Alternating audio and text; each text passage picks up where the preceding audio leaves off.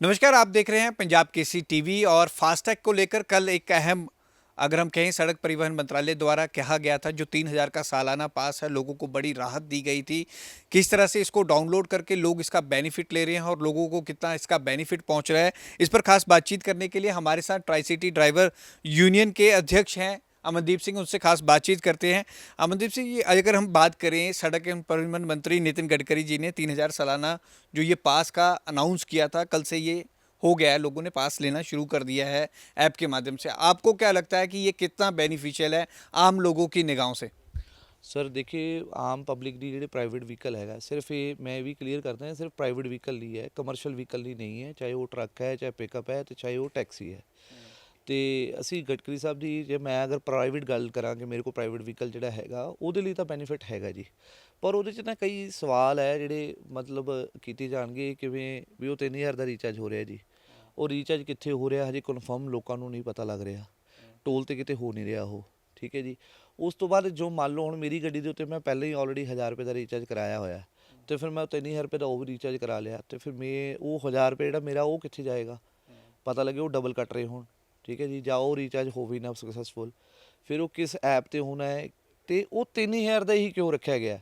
ਬਈ ਇਹ ਦੇਖੋ, ਸਾਲ ਦੇ ਵਿੱਚ ਦੋ ਤਰ੍ਹਾਂ ਦੇ ਜਾਂ ਛੋਟੀ ਆਪਸ਼ਨ ਵੀ ਦੇਣੀ ਚਾਹੀਦੀ ਹੈ ਸਰਕਾਰ ਨੂੰ, ਜਿਵੇਂ 1500 ਦਾ ਹੋ ਜੇ ਜਾਂ 500 ਦਾ ਹੋ ਜੇ, ਜਿਵੇਂ ਤੁਸੀਂ 200 ਟ੍ਰਿਪਸ ਕਹੇ ਹੈ, ਉਹਦੇ 'ਤੇ ਤੁਸੀਂ 365 ਦਿਨ ਕਹੇ ਹੈ ਵੀ 365 ਦਿਨ ਦੀ ਵੈਲਿਡ ਆ ਉਹ, ਤਾਂ 6 ਮਹੀਨਿਆਂ ਲਈ ਵੈਲਿਡ ਕਰਕੇ 1500 ਦਾ ਕਰ ਦਿਓ। ਮਤਲਬ ਛੋਟੇ ਜਿਹੜਾ ਬੰਦਾ ਆਮ ਨਾਗਰਿਕ ਹੈ ਜਿਹਦੇ ਕੋਲ 3000 ਰੁਪਏ ਨਹੀਂ ਹੈਗਾ, ਤਾਂ ਫਿਰ ਉਹ ਤਾਂ ਫਿਰ ਵਾਂਝਾ ਰਹਿ ਜਾਏਗਾ ਉਸ ਗੱਲ ਤੋਂ, ਹੈ ਨਾ ਜੀ। ਜੇ 14-15 ਰੁਪਏ ਦਾ ਰੀਚਾਰਜ ਸਰਕਾਰ ਹੁਣ 3000 ਰੁਪਏ ਇਕੱਠਾ ਮੰਗ ਰਹੀ ਹੈ, ਉਹ ਨਹੀਂ ਹੋ ਸਕਦਾ ਕਿਸੇ ਗਰੀਬ ਆਦਮੀ ਕੋਲ।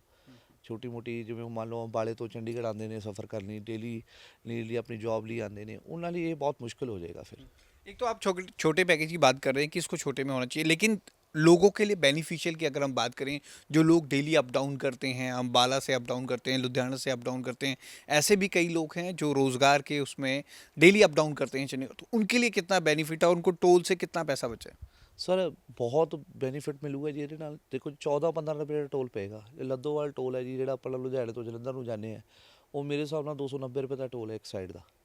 ਠੀਕ ਹੈ ਜੀ। ਗਰਾਊਂਡਾ ਟੋਲ ਹੈ, ਜਿਵੇਂ ਹੁਣ ਅਸੀਂ ਦਿੱਲੀ ਜਾਂਦੇ ਹਾਂ ਜਾਂ ਕੋਈ ਵੀ ਬੰਦਾ ਦਿੱਲੀ ਦੀ ਜਾ ਰਿਹਾ ਹੈ ਸਫ਼ਰ ਕਰਨ ਲਈ, ਏਅਰਪੋਰਟ ਜਾ ਰਿਹਾ ਹੈ, ਆਮ ਪਬਲਿਕ ਜਾ ਰਹੀ ਹੈ, ਤਾਂ ਗਰਾਊਂਡਾ ਟੋਲ 190 ਰੁਪਏ ਦਾ ਜੀ, ਇਕੱਲਾ ਸਿੰਗਲ ਸਾਈਡ ਹੀ ਅਗਰ ਅਪ ਡਾਊਨ ਕਰਦਾ ਤਾਂ 290 ਦਾ ਉਹ ਵੀ ਪੈਂਦਾ। ਫਿਰ ਪਾਣੀਪਤ ਦਾ ਹੈ ਜੀ। ਉਸ ਤੋਂ ਬਾਅਦ ਜਿਹੜਾ ਹੈਗਾ ਮੂਰਥਲ ਦਾ ਟੋਲ ਜਿਹੜਾ ਹੈਗਾ, ਉਹ ਵੀ 130 ਰੁਪਏ ਦਾ ਇੱਕ ਸਾਈਡ ਦਾ, ਤਾਂ ਉਹ 14-15 ਰੁਪਏ ਇੱਕ ਸਾਈਡ ਦਾ ਪਏਗਾ ਬਸ।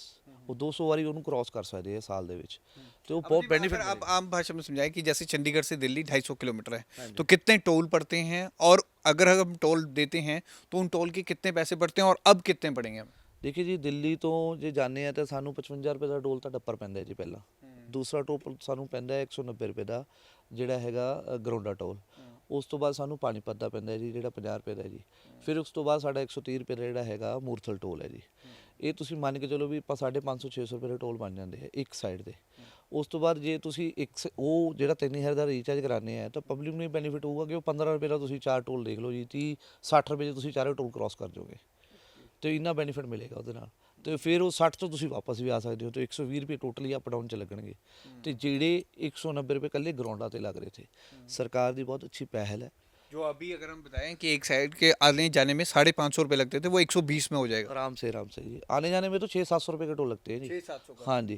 पर जान अब अप डाउन 120 में हो जाएगा। पर उसमें सर ऐसे है ना, देखिए ये चीज़ें तो हैं, पर सरकार दो तरफ से मार रही थी पहले। अभी तो ये सिर्फ रिचार्ज के लिए चलो इन्होंने राहत दे दी है पब्लिक को, आपको इसका बेनिफिट मिलेगा पब्लिक को।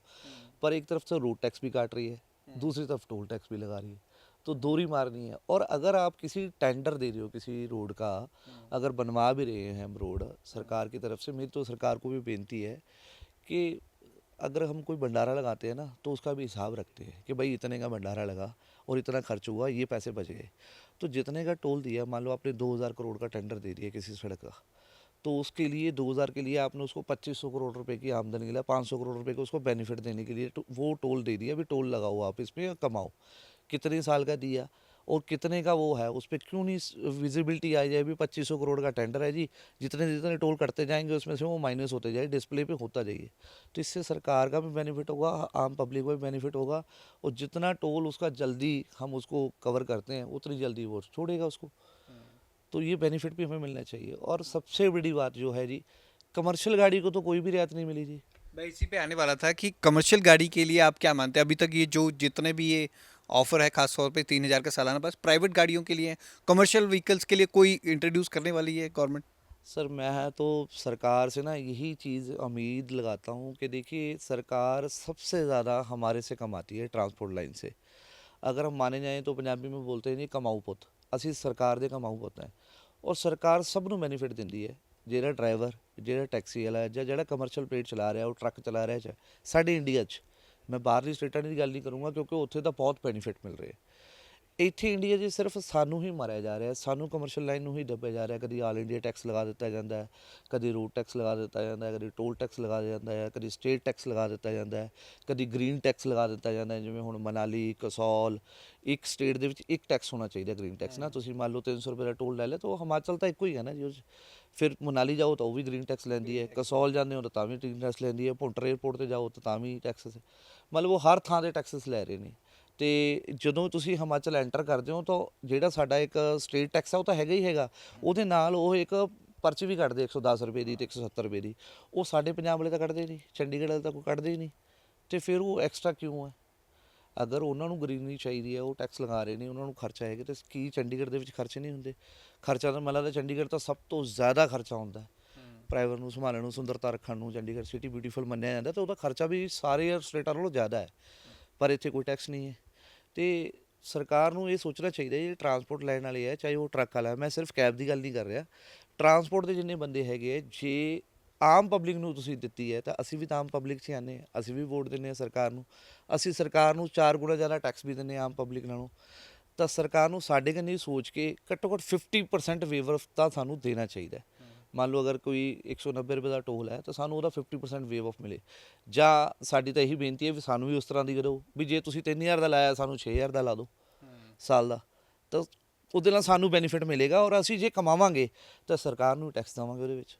इसके रिगार्डिंग आप लेटर भी भेजे कि सड़क परिवहन मंत्री नितिन गडकरी जी को? मैं अभी आज ही मैं एक लेटर और एक मेल के माध्यम पे गडकरी साहब जी को और पीएम जी को और हमारे जो सूचना प्रसारण मंत्री हैं और जो भी शहर के हमारे स्टेट के लालजीत बुल्लर जी भी हैं, हमारे राजभवन के गुलाब चंद कटारिया जी को और एसटी डिपार्टमेंट चंडीगढ़ को भी मैं एक लेटर के ज़रिए से उनसे गुजारिश करूंगा कि हमारे बारे में भी सोचा जाए।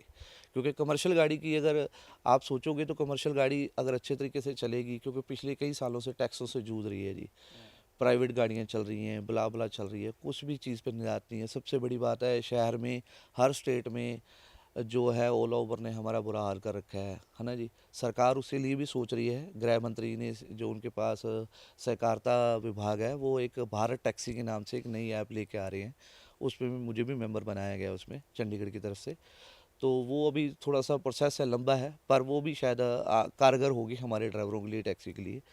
बट ये है कि जो चीज़ें होनी चाहिए ना वो है नहीं सर कहीं भी, ना तो ड्राइवर का कहीं मेडिकल है, ना टर्म इंश्योरेंस है। अब देखिए 26/6 और 2025 को चंडीगढ़ ने एग्रीगेटर पॉलिसी बना दी जिसमें लिख दिया 6 लाख का बीमा, 10 लाख का टर्म इंश्योरेंस। ट्राई सिटी पे ओला उबर के जितने एग्रीगेटर लाइसेंस प्राप्त 4 कंपनियाँ हैं, ओला, उबर, इंडिया और रैपिडो, इनके ऑफिस होने चाहिए। ठीक है जी। 80% से ऊपर ये फेयर नहीं काट हमें देंगे, 20% इनको मिलेगा with GST with service tax. अब ये उस लागू हुए काम को भी अभी तक मान नहीं रहे।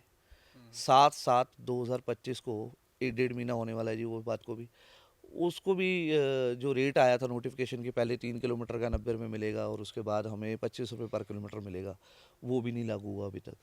18 तारीख को हमारी प्रशासन के साथ और कंपनियों के साथ एक मीटिंग है मंडे को, ये कमिंग मंडे आ रहा है जो 12 बजे, उसमें हम उस पर चर्चा भी कर रहे हैं। और जो हमारी प्रॉब्लम्स हैं, आईडियाँ ब्लॉक पड़ रही हैं, इंश्योरेंस क्लेम नहीं मिल रहे, कुछ भी बहुत सारी प्रॉब्लम्स हैं, उन पर डिस्कशन होगी। पर सरकार को मैं ये चाहता हूँ और ख़ास करके स्टेट ट्रांसपोर्ट कमिश्नर हैं जो अलग अलग स्टेट्स में, उनको भी विनती कर रहा हूँ कि जब तक आप वाइड प्लेट पे, जो कमर्शियल गाड़ी वाइड प्लेट पे चला रहा है, एक्टिविटी कर रहा है इलीगल, उसको आपने 3,000 का और बेनिफिट दे दिया, वो और हमारे लिए नुकसान हो जाएगा। और उसमें स्टेट की ट्रांसपोर्ट जो बसेस चलती हैं जिनके पास कारपूलिंग का लाइसेंस है, कारपूलिंग हम नहीं कर सकते अभी तक, ना ही वो कारपूलिंग बला कर सकते क्योंकि स्टेट ने या किसी राज्य ने, सरकार ने उसको लाइसेंस नहीं दिया। बस के पास वो लाइसेंस है, वो कारपूलिंग लेके जा सकते हैं, शेयरिंग जिस पे कहते हैं। और उनके स्टॉपेज है, उनकी स्टॉपेज से वो वाइट प्लेट की गाड़ियाँ सवारियाँ उठा रही हैं। स्टेट ट्रांसपोर्ट का रेवेन्यू का लॉस हो रहा है, चाहे वो चंडीगढ़ है, चाहे हरियाणा है, चाहे पंजाब है। ये अपन अगर हम बात करें अलग हाँ, टॉपिक है। फास्टैग की हम बात कर रहे थे कल, जिस तरह से इसको लॉन्च किया गया है 3,000 रुपये में आम लोगों के लिए, जिस तरह से 20 अगर हम कहीं साल भर में 200 बार वो टोल में इसका यूज़ कर सकते हैं आम लोगों की तरह। तो इनका कहना है कि कमर्शियल गाड़ियों पे भी इसको लागू किया जाना चाहिए, क्योंकि वो टैक्सों की पहले ही मार झेल रहे हैं और कमर्शियल गाड़ियां सबसे ज़्यादा बिजनेस भी सरकार को देती हैं। अगर कमर्शियल गाड़ियों के लिए भी ये आता है तो उनके लिए भी काफ़ी बेनिफिशियल रहेगा।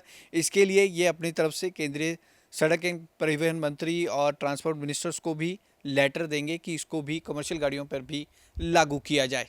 कैमरामैन विशाल के साथ भगवत सिंह, पंजाब केसरी टीवी, चंडीगढ़।